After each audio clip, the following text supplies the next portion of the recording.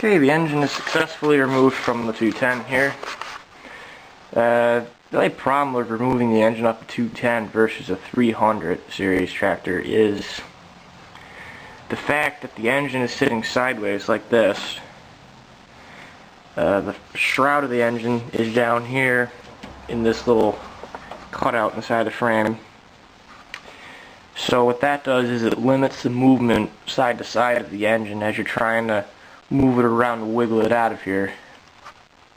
Really, I think these side panels were supposed to be off, so that way these two mounts that mount to the engine mounts here from the cradle could clear the frame. Otherwise what happens is you unbolt these and you try to lift the engine out of here, it just hits on the side panels. So I had to remove the motor deck. I drained the oil out of the engine this time, unlike the 300 where I forgot. It's an easy thing to forget. But I drained the oil, disconnected these two bolts from the bottom of the engine. This engine has a deep oil sump, so I think it holds either a half quart or a quart more than my 77 210 with the flat bottom oil pan, where it's just got a flat piece of steel going all the way underneath the engine with 4 holes in it. This one actually has 2 pieces of steel that form a cradle, so that way the oil pan can drop down underneath, and the oil pan is right here in this area. I took this engine out fairly easily by myself, and really all you have to do is right here, this right here connector goes to the electric clutch. There's only 2 bolts you have to actually disconnect to disconnect some wires. And that is the nut from the electric starter. This wire goes to the starter from the solenoid, which is right there. This right here is a ground for the electric clutch, and that goes to the top of the engine above the muffler shroud. Then the rest of it's all quick connects. You just disconnect here's the throttle cable, choke cables right here. This right here is the headlight connector that goes on the hood though.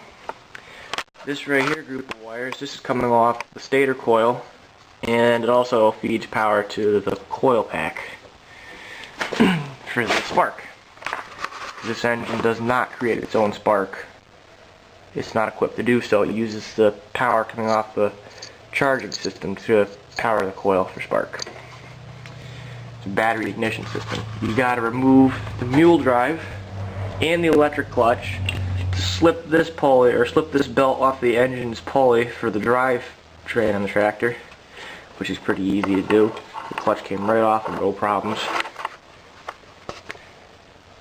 And that's really about it. My engine mounts need to be re-secured to the frame, obviously.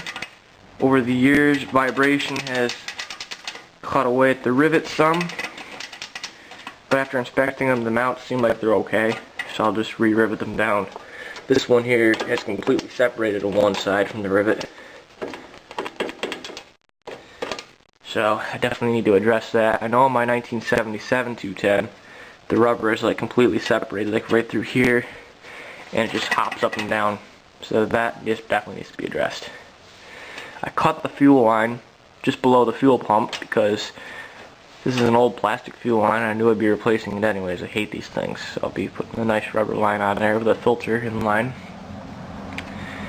And yeah, all the way back to the gas tank. So I'll be taking this shroud off, everything. But this thing's actually in really nice shape. The frame's very clean.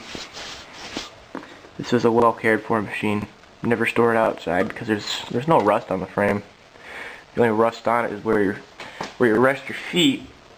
You eventually end up rubbing the paint off the fender pan here, so you do get a little surface rust in those areas. But other than that, the battery leak, there's a little bit of rust.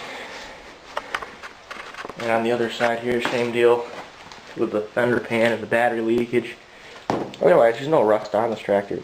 In fact, the frame is shiny right here if I dust it off. That's how nice this thing is. So this is definitely a tractor it needs a second chance, and the engine's just tired. That's the only problem with it. So I think I'm going to be replacing these belts. It's easiest to do now that the engine's off. These are probably the original belts to the tractor. Wouldn't surprise me to the least. So now is the best time to do it since the engine's off. You've got easy access to the variator right there. This variator is a very quiet variator. The bearings are really nice. So I'll be giving this tractor a thorough going over and replacing some worn out parts and everything while I've got the engine off. And I'll have it back in service for the mowing season.